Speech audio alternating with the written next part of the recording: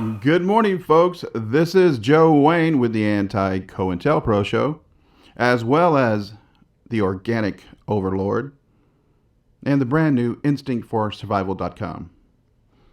But today, you can just call me the coffee guy because I am going to basically boil down to a nice bouillabaisse the ins and outs of coffee and why you are drinking dead coffee. Okay?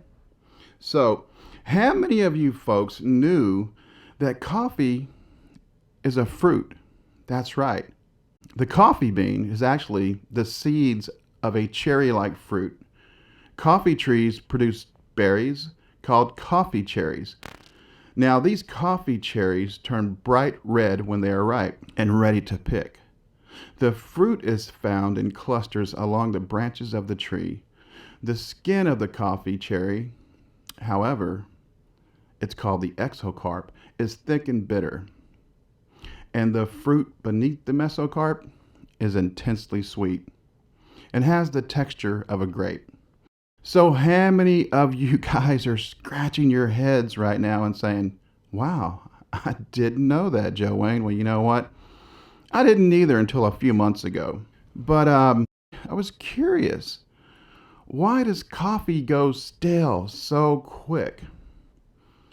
And exactly, what is that whoosh sound that you hear and that sweet coffee aroma that you smell when you open a brand new vacuum sealed coffee package? Well, let me tell you. Coffee is what is known as the food science field as a shelf-stable product, which after roasting does not spoil due to enzymatic or microbial processes. So basically, your coffee that you have in that sweet, brand new, freshly opened vacuum sealed package that gives you that beautiful aroma of coffee, right?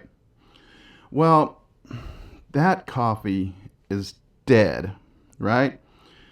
That's exactly why there are no enzymatic or microbial processes going on, because that coffee you're drinking is long dead, folks.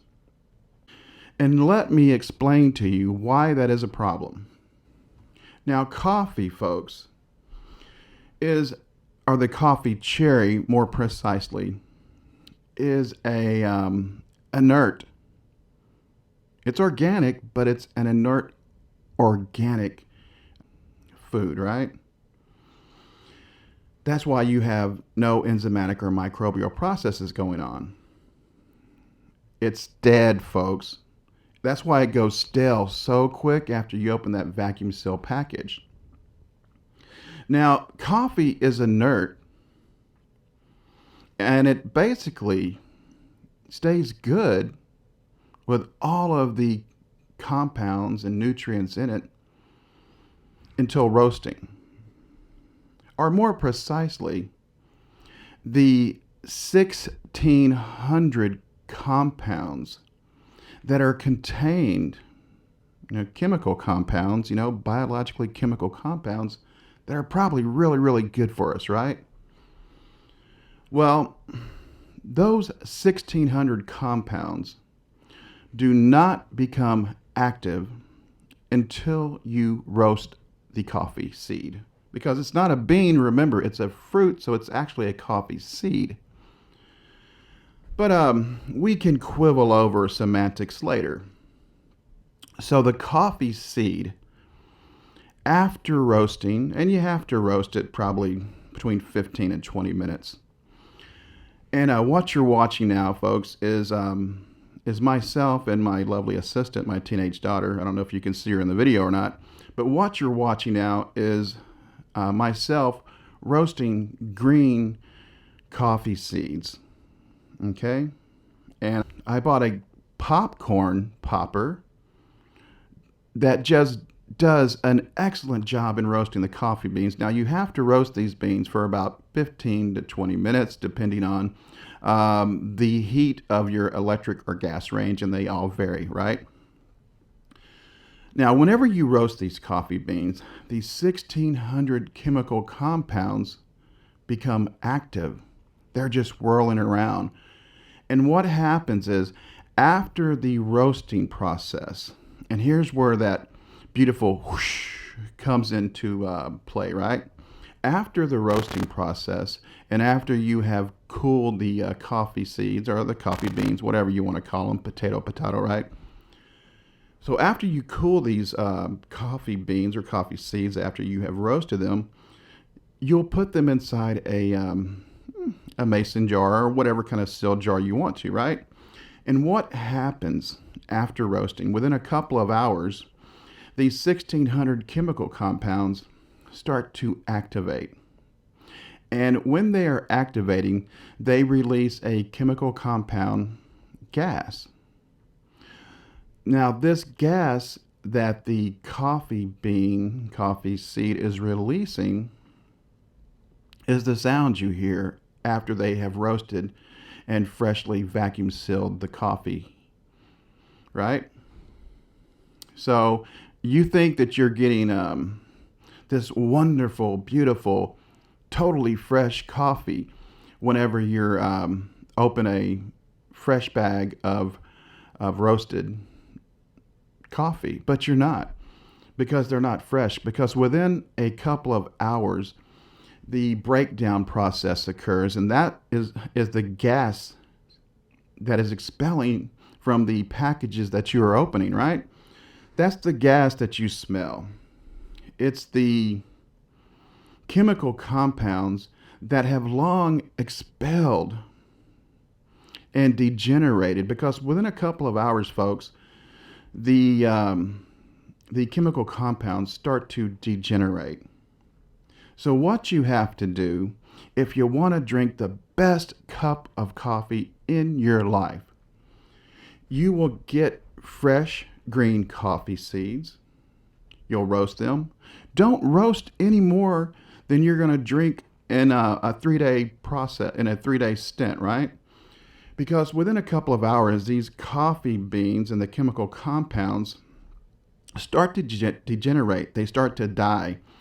That's why you're getting the stale smell with the coffee after you've had it for a couple of weeks.